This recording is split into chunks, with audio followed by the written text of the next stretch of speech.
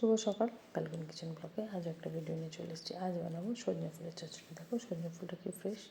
তো চলো আগে রান্নাটা করি। সজনে ফুলটা আমি বেছে ধুয়ে নিয়েছি আলু ডুমো ডুমো করে কাটা, ফোড়নে 5 ফোড়ন, শুকনো লঙ্কা, হলুদ গুঁড়ো আর সর্ষে, কালো সর্ষে আর সর্ষে তেলে রান্না করব।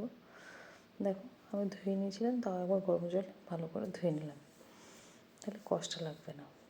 তো দেখো ভালো করে চুবিয়ে ধুয়ে নিচ্ছি। দেখি কড়াটা আবারও বসিয়ে দিয়েছি। দেখো ভালো করে চুবিয়ে ধুয়ে নিচ্ছি। আর এই সজনে ফুলের চচ্চড়িটা এত অসাধারণ খেতে লাগে, তোমাদের কী বলবো। তো যাই হোক, এই রান্নাটা আমার কাকিমা কাছে শেখা। আমার এই ফ্ল্যাটে কাকিমা থাকে, অসাধারণ রান্না করে।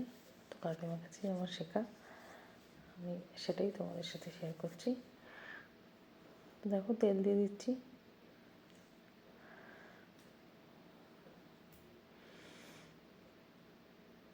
দিয়ে দেবো 5 ফোড়ন আর শুকনো লঙ্কা।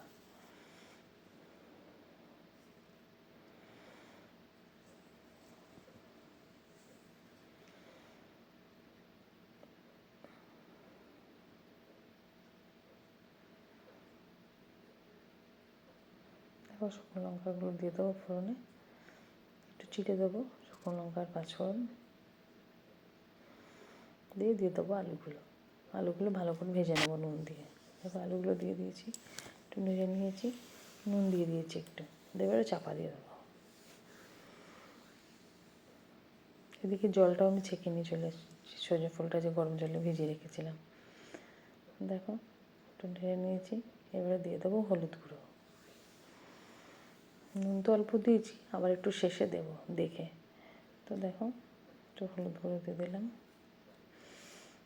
1.5 টেবিল চামচ।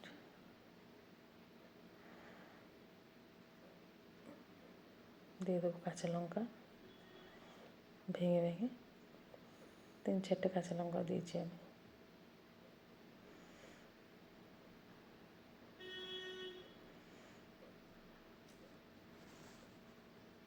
দেখো লঙ্কাগুলো দিয়ে দিলাম, দিয়ে ভালো করে একটু নেড়ে নেবো। দিয়ে এবার সজনে ফুলগুলো দিয়ে দেবো।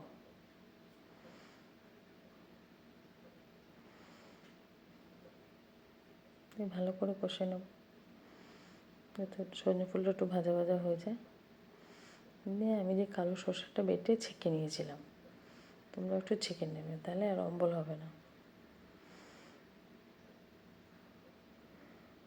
দেখো সর্ষেটা ছেঁকে নিয়েছি, সর্ষেটা দিয়ে দিলাম।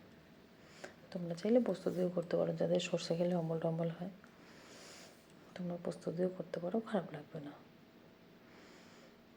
তো দেখো ভালো করে কষে নিয়েছি, জলটা শুকিয়ে গেছে, দিয়ে দিলাম ওপর থেকে একটু কাঁচা তেল। দেখো রেডি আমার সজনে ফুলের চচ্চড়ি। ভালো লাগলে লাইক কমেন্ট শেয়ার করবে।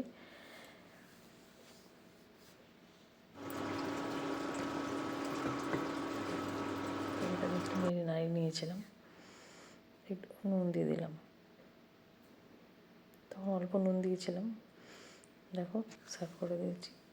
পরে নতুন ভিডিও নিয়ে আসছি তোমাদের সামনে।